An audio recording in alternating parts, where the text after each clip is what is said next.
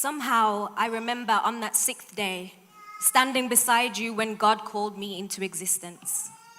He had already decided on the 3rd day to create the oceans and continents, just so we could cross from Nigeria, travel from Jamaica to meet each other here.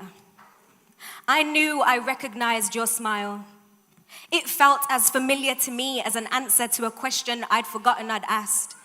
And it was a relief that you knew not to disturb my walls, that I was not Jericho for you to tear down. You knew my heart was not guarded, but protected, wrapped beyond the veil so you would have to seek God to find me. When the idea of us was presented, we received this relationship as a gift, unwrapping many layers to see what God had made. You had already volunteered your rib for God to build his fortress inside my chest, so he could reign there and we would always have an altar for worship. There was no arrogance in your I do. We knew God has appointed us a new calling as husband and wife, as partners and not rivals.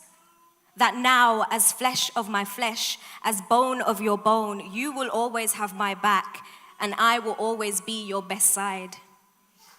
Your eyes are just like mine, beholding the beauty I saved for myself. Daily affirmations I say to myself, proclaiming all the things I prayed for myself. And now I pray that God will hold us together, that we will be as close as 2 palms pressed together in prayer, that this 3-fold cord would not be broken.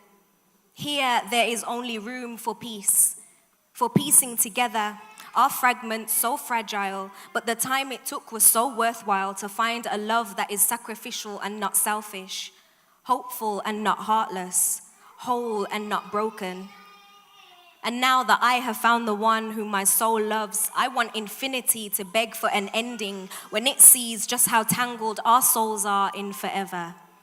Thank you.